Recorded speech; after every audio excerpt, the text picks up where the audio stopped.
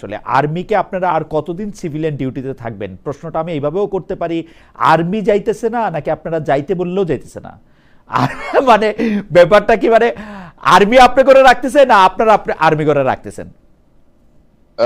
দোনোটা দোনোটা। আমি আপনাকে এখন একটু বুঝাই কেমনে। আচ্ছা, কেমনে সেটা বলুন। আমার আমার এলাকার কথাতেই আমি শুরু করি। বর্তমানে আমার পুলিশের ফোর্স যেটা আছে ওটা বোধহয় এখন কারেন্টলি 70% চলছে। গাড়ি যেখানে 4টা থাকার কথা ছিল 2টা আছে, কারণ বাকি 2টা ভেঙে ফেলছে গণ অভ্যুত্থানের সময়। এখন এটা হচ্ছে গিয়ে খালি আমার এলাকার কথা আমি আপনাকে বললাম, এটা পুরো বাংলাদেশের অবস্থা একই। এখানে আমাদের যেই সাপোর্টটা পাওয়ার কথা ছিল ফ্রম পুলিশ, ওটা আমরা সরাসরি ঠিক মতো পাচ্ছি না। এখন এটাকে আপনি সাপ্লিমেন্ট করবেন কিভাবে? আমার তো আর কোনো বাহিনী তো নাই।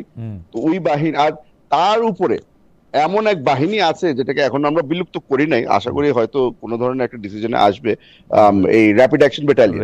ওটাকে তো আমরা আপাতত শোপিস হিসাবে সাজায় রেখেছি। ওটা মাঝে মধ্যে ঘরের থেকে বাইরে হয় কালো কাপড় পরে, ওটা ছাড়া আর কোনো কাজ নেই তার। তো এখন এইগুলাকে বাদ দিয়ে আমার আছে হলো গিয়ে আর্ম ফোর্সেস এর মধ্যে আর্মি। এখন আমার তো ওর সাপোর্টটা নিতে হচ্ছে। অন টপ অফ দ্যাট এখন আর্মি আমাদেরকে ছেড়ে দিচ্ছে না, ওটাও আসলে আমি ভুল বলেছি। আর্মি তো বাসায় যেতে চায়, ওরা তো আমাদেরকে বারবার করে বলছে যে এই ক্যাম্পগুলো আমরা বিলুপ্ত করি, আমরা let us go back to cantonment. আমরা না বারবার করে বলছি যে স্যার আপাতত যায় না, আর 2টা দিন থাকেন, আর 2টা দিন থাকেন। তো দ্যাট ইজ দ্য রিয়ালিটি। আমি আমার একজন তরুণ, একজন মানে হুম্মাম নিশ্চয়ই একটু রাগটাক করবে যে বয়স ছাড়াও সব দিক দিয়ে আমার চেয়ে বড় আমিনও, তো সেজন্য যে একজন এমপির কাছে জানতে চাই যে মানে এইটা একটা সিভিলিয়ান গভর্নমেন্টের জন্য একটা ভালো জিনিস কি না যে আপনারা আর কিছুদিন থাকেন, আমরা তো মানে মানে এবং সেটা আসলে কতদিন, মানে কোন দিকে যায়? অনেক অনেক কষ্টকর, বিশ্বাস করেন, অনেক কষ্টকর যখন আমার এখানে বসে আপনাকে রিয়ালিটিটা বুঝাতে হচ্ছে। এটা যে আমি আপনাকে যে বলছি যে আমার আর্মির সাহায্য লাগবে, এটা গর্ব করে বলছি না, এটা আমি আমার ব্যর্থতা, আমার উইকনেসটা আমি আপনাকে এক্সপোজ করলাম আজকে, যে আমি এখন রিয়ালিটিটা কি ওটা জানতে হবে। আর আমাকে আমার সরকারকে জাজ করার আগে সবারই রিয়ালিটি ফেস করতে হবে। এখানে ওই আমি চিন্তা করলাম যে আইডিয়াল সিচুয়েশনটা কি, আর আমি থাকলে কি করতাম ওটা বলে লাভ নাই, এটা আমার হাতে আছে, আমার বলতে হবে আপনাকে। অ্যাবসলিউটলি। আমি তো আব্দুল্লাহ, আর আমি সাইজে খালি বড়, আর কোন দিক থেকে আপনার থেকে বড় না।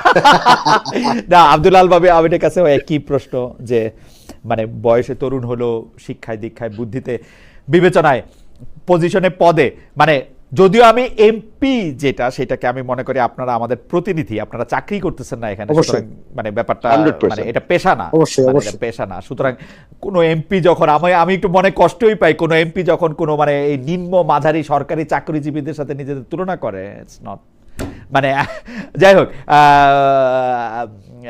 আমি একটু আব্দুল আল আমিনের কাছে শুনতে চাই যে আর্মি এখনো মাঠে আছে, সিভিলিয়ান এইডের জন্য আছে, সরকার দলের একজন সদস্য বলতেছেন গর্ব নিয়ে না বললেও মাঠের রিয়েলিটির জন্য আমাদের তাদেরকে রাখতেই হচ্ছে, তারা থাকতে চাচ্ছে না তবুও তাদেরকে রাখতে হচ্ছে, এটা হচ্ছে মাঠের রিয়েলিটি। আপনার কাছে এটা শুনতে চাই জানাব আব্দুল আল আমিন, আপনি এটা কিভাবে দেখেন? আমি মনে করি যে হ্যাঁ, মাঠের কিছুটা রিয়েলিটি তো আছেই। আর্মিকে অবশ্যই আর্মির দায়িত্বই পালন করবে, কিন্তু আমাদের এখন যেটা হয়েছে আওয়ামী লীগের ফ্যাসিজমের পরে পুরো স্টেটটা স্টেবল হইতে এবং হচ্ছে আমাদের পুলিশ বাহিনী বা আইন শৃঙ্খলা বাহিনীর অনেকগুলো কোশ্চেন, যেটা কিন্তু স্বরাষ্ট্রমন্ত্রী সালাউদ্দিন আহমেদ সাহেবও বলছেন, অনেকগুলো কোশ্চেন আসলে এখনো সলভ হয় নাই, এবং পুলিশ বাহিনীও পুরোপুরি ওই যেই ফরম্যাটে আমাদের পাওয়ার কথা ওইভাবে আমরা পাচ্ছি না। এই কারণে মানে আমরা ব্যাপারটা এরকম চাই যে আর্মি তার দায়িত্বই পালন করুক, কিন্তু যতক্ষণ দেশের স্টেবিলিটির কোশ্চেন আছে আর্মি থাকতে পারে। এটা নিয়ে আমরা মুখোমুখি সিভিলিয়ান গভর্নমেন্টের সাথে আর্মির মুখোমুখি অবস্থানে জোর করে টাইনা আনার কোনো কারণ নেই। কিন্তু আমরা মনে করি যে অবশ্যই এখানে আর্মি অবশ্যই তার কাজেই ফোকাস হবে, এবং রাষ্ট্রকে অবশ্যই এই দায়িত্বটা নিতে হবে যে এই যে সালাউদ্দিন সাহেব বললেন না যে পুলিশ বাহিনী নিয়ে এখন অনেকগুলো কোশ্চেন সলভ হয় নাই, বা তাদের এখন কিভাবে ফাংশন করবে, এখানে তাদের অনেকগুলো ইস্যু আছে, এই ইস্যুগুলো দ্রুত সলভ করতে হবে। এটা হচ্ছে একটা ইলেক্টেড বা একটা গণতান্ত্রিক গভর্নমেন্টের দায়িত্ব, যে কিভাবে তার অধীনের বাহিনীদের নিয়ে বা আইন শৃঙ্খলা বাহিনী দিয়ে, সশস্ত্র বাহিনীর বাইরে যে আইন শৃঙ্খলা বাহিনী আছে তাদেরকে দিয়ে তার স্টেটের আইন শৃঙ্খলাটা রক্ষা করবেন। এইটা এই ব্যাপারটা দায়িত্ব সরকারের, এই দায়িত্বটা নেওয়া উচিত।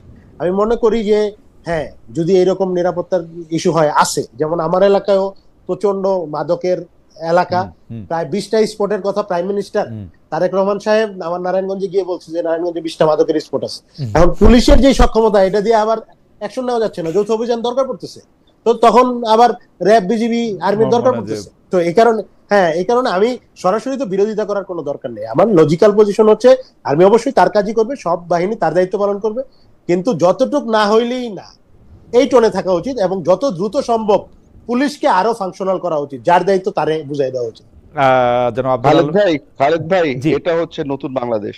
হ্যাঁ, এখানে আমি আপনার শো শুরু থেকে দেখি। আগে অনেকে আসতো যারা খালি ঝগড়া করার জন্য ঝগড়া করতো।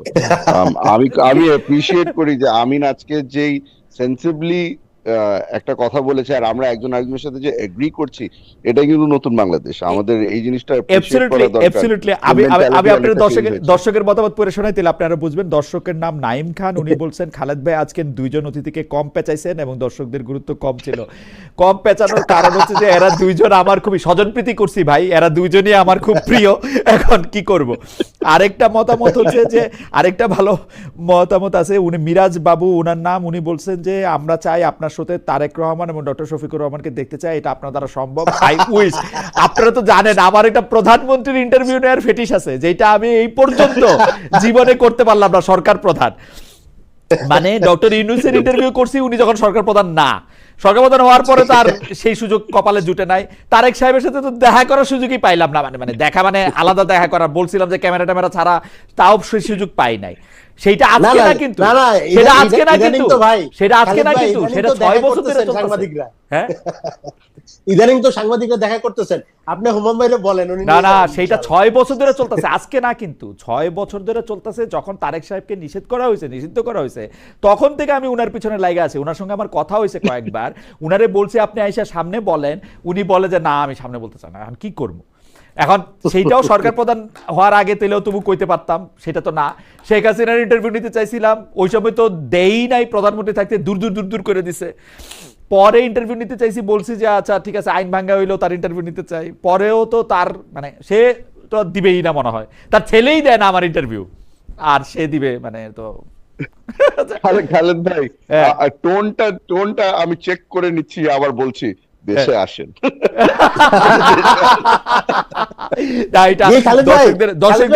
আমিও মুম্বাইয়ের টোনেই বলতেছি, দেশে আসেন, নারায়ণগঞ্জেও আসেন, আগের বাংলাদেশ নাই, আগের না আসবো। বাংলাদেশে তো অবশ্যই মানে বাংলাদেশ তো মানে আমি তো বাংলাদেশেই থাকি আসলে, এটা তো বাংলাদেশের একটা এক্সটেনশন। যাই হোক, থ্যাংক ইউ সো মাচ। আপনার আমাদের সাথে অনেক দর্শক ছিলেন এবং দর্শকরা অনেক ধরনের মন্তব্য করেছেন। আমার মনে হয় যে এটাকে সবচেয়ে ভালো সাম আপ করেছেন যে হুমাম কাদের চৌধুরী। উনি বলছেন যে এইটাই নতুন বাংলাদেশ, যেই নতুন বাংলাদেশে আমরা পরস্পরের সাথে কাদা ছোড়াছড়ি না করেও নিজেদের বক্তব্যটা বলতে পারি। এবং জনাব আব্দুল আল আমিন কোনো সময় তিনি আগে জবাব দিয়েছেন, কোনো সময় পরে জবাব দিয়েছেন, কিন্তু তার মধ্যে আমি যেটা হচ্ছে এনসিপি নিয়ে খুব সহজ আর কি বলা যায়, হ্যাঁ ওরা কাউকে মানে না খুব, কিন্তু আমি তার মধ্যে কোনো ধরনের ডিসরেসপেক্টের ছায়াও আমি দেখি নাই, আগেও দেখি নাই, পরেও দেখি নাই। মানে আমি জানি না, মানে আপনি কি আসলেই এত সুইট?